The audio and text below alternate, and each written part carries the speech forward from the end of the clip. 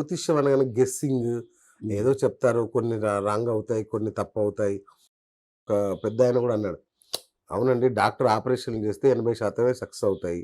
మేము చెప్పేవి కూడా 80% సక్సెస్ అవుతాయి. అలా అని జ్యోతిష్యం లేదంటే ఎలా? 20% కొన్ని కారణాల వల్ల తప్పవుతాయి. అట్లా అట్లా మాట్లాడారు. నిజంగా అట్లనే అంతేనా? గెస్సింగేనా? గెస్సింగ్ అనేది ఏమి ఉండదండి ఆ! బిఎస్ గారు. ఖచ్చితంగా అంటే ప్రతిదీ క్యాలిక్యులేటెడ్ పార్టే ఉంటుంది. ఓకే. ఎక్కడ గెస్సింగ్స్ ఉండదు. కానీ ఇది చెప్తున్నాను కదండీ! మీరు ఇందాక ఇంట్రడక్షన్‌లో అవును. చెప్పినట్టు ఫెయిల్యూర్ అంటే అది శాస్త్రంలో ఉండదు. జ్యోతిష్యునిలో ఉంటుంది. ఆ! ఇది నిజం 100కి 100%. ఎంత పెద్ద ఆస్ట్రాలజర్ అయినా కానీ ఫెయిల్ అయినాడు అంటే శాస్త్రం తప్పు కాదు. ఓకే. ఈ జ్యోతిష్యుని తప్పనమాట. ఓకే. సో, ఇదైతే నేను ఘంటాపథంగా చెప్పగలను. హ్మ్. నేను నేర్చుకున్న నేను రైట్. అంటే విపరీతంగా నేను ఫుల్ నాలెడ్జ్ అని చెప్పను. నేను శాస్త్రంలో ఎందుకంటే మనకు తెలిసింది జస్ట్ డ్రాప్ మాత్రమే. ఓకే. అట్లా నేను ఇంత పరిజ్ఞానం నేను దాంట్లో ఒక లిటిల్ బిట్ మాత్రమే నేను తెలుసుకోగలిగినాను. ఓకే. ఇంకా తెలుసుకోవాల్సింది చాలా ఉంది. ఓకే. మా రిపోర్టర్ చెప్పాడండి. అంటే మా అనంతపురం రిపోర్టర్ చెప్పాడు. మీరు కొన్ని సంఘటనలు జరగబోయే వాటి గురించి డేటు, సమయంతో సహా చెప్పారు అని నిజమా? అట్లా సాధ్యమా? నిజమే. చాలా చెప్పాను. ఓకే. ఒకటే కాదు చాలా చెప్పాను. ఓకే. బట్ మేముండేది కొంచెం డిస్టెన్స్‌లో కదా! పెద్ద పాపులారిటీ అట్లా ఓకే. ఏం ఓకే. రాలేదు. బట్ హ్మ్. చాలా అయితే చెప్పాను. ఓకే. నా ప్రిడిక్షన్ కూడా చాలా పర్ఫెక్ట్‌గా జరిగింది. హ్మ్. ఈవెంట్స్‌తో సహా, డేట్‌లతో అదే. సహా. అదే. అదే. సో టైమ్‌తో సహా అంటే నేను టైమ్‌తో సహా ఆశ్చర్యపోయాను నేను నిజంగా. ఆ! చెప్పగలిగాను. ఆ! కానీ ఇదంతా భగవంతుని దయ. ఓకే. నాది అని నేను చెప్పుకోను. హ్మ్. అక్కడ పైనుంచి వెంకటేశ్వర స్వామి ఒకవైపు చిన్న మస్త ఆకర్షణ శక్తి. హ్మ్. ఈ రెండిటి ద్వారానే ముందరకెళ్ళిపోతున్నాను. ఓకే. అంతే ఓకే. తప్పితే వేరేదేం లేదు. సో, మీరు గూడా వేణుస్వామి గారిలాగా దశ మహావిద్యలు ఈ ఈ దారిలో వెళ్తున్నారా? వెళ్తాను. అంటే వేణుస్వామి పరిచయం మన ఆంధ్ర ప్రజలకు గాని, తెలుగు ప్రజలకు గాని ఆయన ద్వారా విని ఉండవచ్చు. అవును. బట్ ఈ విధంగానే కాకోకుండా ఎంతోమంది వాటిని గుప్తంగా అభ్యసించే వాళ్ళు చాలా మందే ఉంటారు. అవునా? ఓకే. అంతే కదా! గుప్తంగా అభ్యసించే వాళ్ళు చాలా మందే ఉంటారు. ఓకే. అందులో నేను ఒకడిని. హ్మ్. అంతే. నేను ఉపాసకుడిననేం చెప్పను. లేదంటే పెద్ద పెద్ద ఇవి అవన్నీ వేసుకొని బంబోలే అదే ఇట్లాంటివి మీకేం కనబడట్లేదు అదే. ఏంటని ఇట్లాంటి చూస్తున్నాను. టైప్ ఏం కాదు. ఓకే. Casual going. మనం చేసేది చేస్తాము. అమ్మవారు ఇచ్చేది ఇస్తుంది. అంటే మీరు కాశీకెళ్ళి అఘోరా దగ్గర గూడా శిష్యరికం చేశారు గదా! ఆ! మరి చేస్ అవన్నీ ఏం కనిపించట్లేదు మీకు? లేదండి. అదే చెప్తున్నాం కదా! ఆ! అఘోరులంటే మనకు సినిమాల్లో కొన్ని ఏదో ఆ! చూపించినట్టు మాంసం తింటారు. ఇలాంటివి వెరీ క్యాజువల్‌గా ఉంటారు వాళ్ళు గూడా. హుహు. ఏమంటే వాళ్ళు నచ్చిన పంతాలో వాళ్ళు వెళ్ళిపోతా ఉంటారు. అందరిని గాని శిష్యులుగా గూడా జాయిన్ చేసుకోరు. ఓకే. వాళ్ళే మీరు ఇక్కడే ఉండండి. ఇదే విధంగా చేయండి అని గూడా వాళ్ళు చెప్పరు. ఓకే. తర్వాత నువ్వు లీడ్ చేసుకోవచ్చు. కానీ వాళ్ళు చెప్పిన కొన్ని రూల్స్ ఉంటాయి. అవి ఫాలో అవుతా ఉండు. ఎందుకంటే ప్రతి మనిషికి గాని ధర్మాల్లో గృహస్థు ధర్మం అనేది ఖచ్చితంగా పాటించాలి మనిషి అనేవాడు. అచ్చా! ఓకే. సో, ఖచ్చితంగా గృహస్థు ధర్మాన్ని పాటించాలంటే ఖచ్చితంగా మనం పెళ్లి చేసుకోవాలా, పిల్లల్ని కనాలా, ఈ సాధక బాధకాలన్నీ అనుభవించాలా. అనుభవించి తర్వాత సన్యాస ధర్మం అనేది మనము మన ధర్మశాస్త్రాల్లో చెప్పినట్టు ఉంది. So, okay. ఇవన్నీ పాటించాలి కాబట్టి మా గురువుగారు ఏనాడు గాని నువ్వు పక్కా ఇక్కడ ఉండాలని ఏం చెప్పలేదు. ఎవరు మీ గురువుగారు? ముదిరాజ్ గురూజీ. ఓకే. హ్మ్. కశ్యప ఆ! ముదిరాజ్ గురూజీ. ఓకే. వారణాసిలో ఉంటారు తను. హ్మ్. తను హ్మ్. ఎక్కువ బయటికి ఇదేమంటారు లైమ్‌లైట్‌లోకి రాడు. రాడు. వాళ్ళు ఎప్పుడూ ఇంట్రెస్ట్ చూపరు కదా! హ్మ్. ఇట్లాంటివి. సో, అతను మీరు ఎప్పుడు గూడా మనిషి మాంసం తిన్నారా? లేదు లేదండి.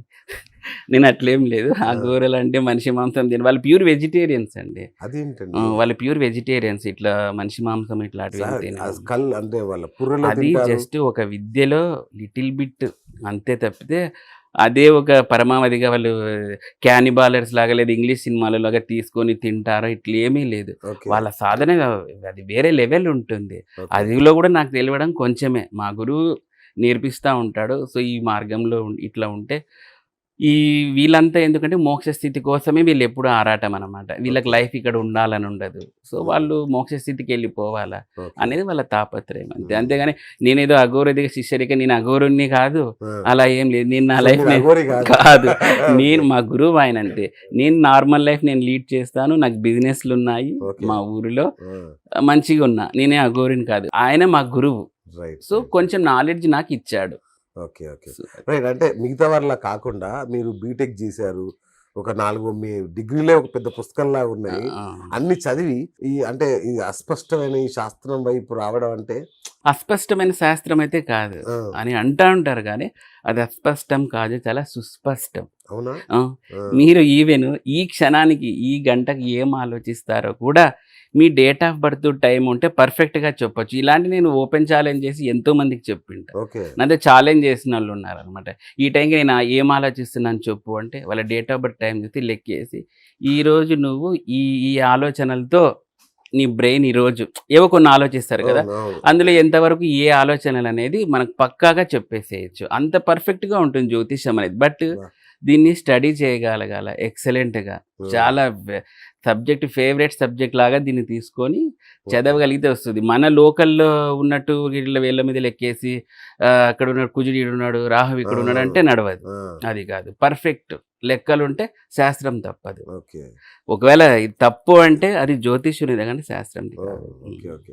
రైట్. మీరు స్టార్ట్ చేసి మహా అంటే 2 ఏళ్ళు అయి ఉంటుంది కదా. 3.5-4 అప్పుడే years పైన. ఇప్పుడే ఇంత మీరు ప్రపంచ ప్రఖ్యాతి ఎట్లా వచ్చింది మీకు? అంటే ప్రపంచ ప్రఖ్యాతి అంటే పెద్ద మాట కాదు.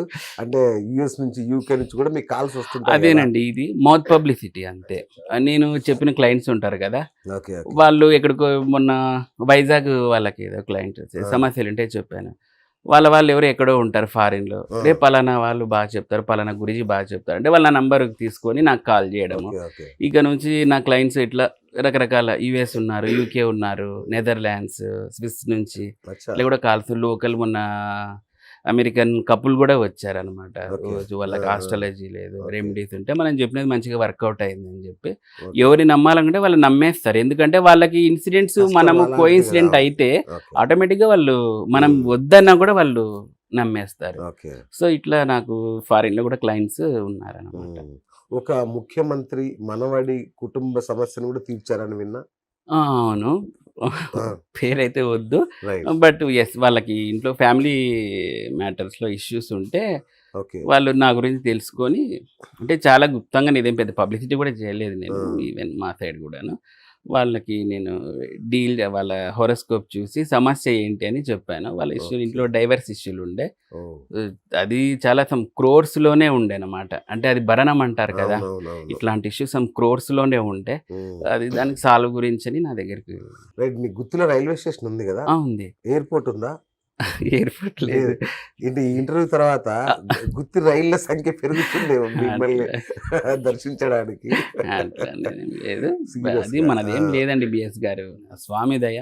చెప్పా కదా, అవును. 6వ మహావిద్య అయిన చిన్నమస్త యొక్క కరుణ అంతే. Okay. మనది ఏముండదు. చిన్న మస్తు అమ్మవారు అంటే మళ్ళీ కామాఖ్యనేనా? కామాఖ్య కాదు, రాజరప్ప కూడా ఉన్నారు కదా, అచ్చచ్చ. జార్ఖండ్ రాజరప్ప. ఆహా. మెయిన్ పీఠం జార్ఖండ్ రాజరప్ప. Okay, okay. మనకు దశమహావిద్యలు కొలువైన పీఠం కామాఖ్య. కామాఖ్య. ఉమ్. ఓకే. సో కామాఖ్య విశిష్టత ఏంటి అసలు?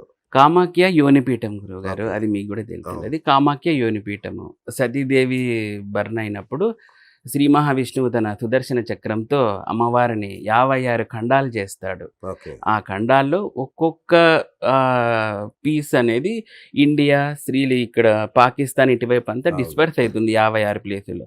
అక్కడ అమ్మవారి యోని అనేది కామాఖ్యలో మనకు పడుతుంది అనమాట. అక్కడ శక్తిపీఠంగా వెలిసింది. అమ్మవారి యోనిపీఠంతో పాటు టోటల్ దశమహావిద్యలు అంటే 10 మహావిద్యలు కానీ అమ్మవారి ఆ నీలాచల పర్వతాలు చుట్టూ ఏర్పడినాయి. ఓకే. అది చాలా ఫేమస్.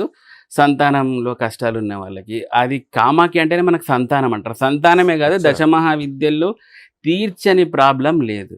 బట్ నీ జాతకంలో యోగం ఉండాలి. ఓకే. అప్పుడు మళ్ళీ మీరు అనొచ్చు, జాతకంలో యోగం ఉన్నప్పుడు మళ్ళీ కామాఖ్యకి ఎందుకు అవును. పోవాలనొచ్చు. అవును. నీ జాతకంలో యోగం ఉంటే అమ్మవారు బూస్ట్ చేస్తుంది.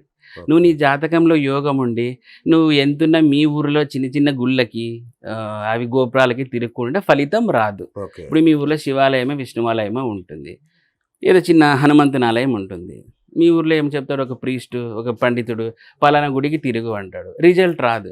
వాడు 40 ఏళ్ళు తిరిగినా రిజల్ట్ రాదు. అవును. ఎందుకు రాదు అంటే నీకు పడాల్సిన డోస్ పడలేదు అక్కడ. ఓకే. ఇప్పుడు మనకి క్యాన్సర్ వచ్చింది గురువుగారు, బిఎస్ గారు, రైట్. క్యాన్సర్ వచ్చింది. క్యాన్సర్ వస్తే నువ్వు లోకల్లో ఆర్ఎంపీ డాక్టర్ దగ్గరికి వెళ్తారు. వాడు ఏం చేస్తాడు, డోలో, వానికి అంత నాలెడ్జ్ ఉండదు, ఇది డోలోనే ఏదో రాసి పంపి తగ్గుతుందా లేదు. అవును. వాడు సిటీకి వెళ్తాడు, అక్కడ తగ్గదు.